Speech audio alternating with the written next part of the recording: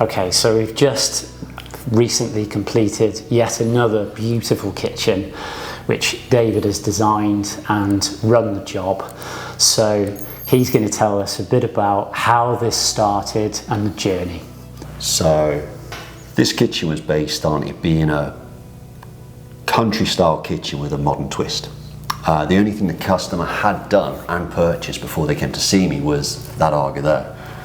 They wanted to put the Aga here and block this window up, but obviously when you're looking at Agas you need to have a focal point. So I suggested blocking up the archway that was originally there and then making the window into the archway which leads into the dining room.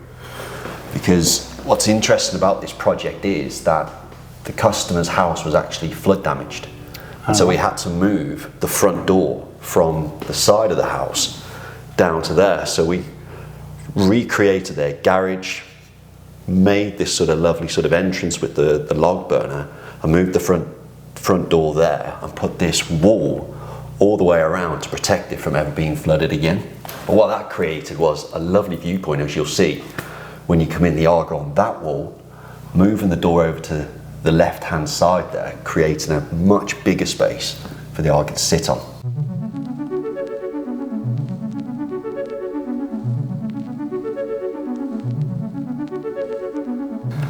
So the customer does a lot of entertaining. They've got a big family, so we needed a big central island for them to all sit round. They also needed a lot of food storage, so they've gone with a big fridge and a big freezer side by side, so you can actually open them up as a pair of doors. You've also got what we would now call, doesn't exist in the masterclass portfolio, but we've kind of taken a corner larder cupboard which traditionally come off from the two sides and inverted it so we can go round corners. To do that we had to modify it inside and out. So inside, as you'll see, we've cut the shelving units back to create the sort of a natural sort of corner for the shelves to sit into. So whereas that usually would be an internal corner, you've managed to turn it into an external corner.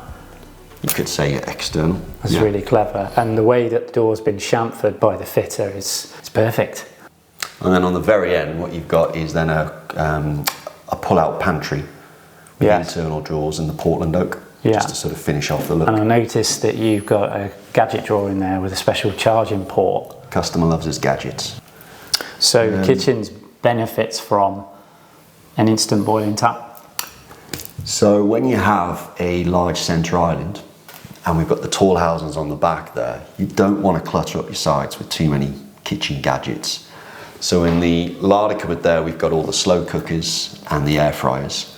Just on the side there we've got the coffee machine, and now we've just got the hot tap on the island. Yeah, so it keeps those worktops clear without the need for kettles and things. Plus the microwave in the wall housing. So the work surfaces are nice and clear, so there's plenty of room for plating up, prepping the food.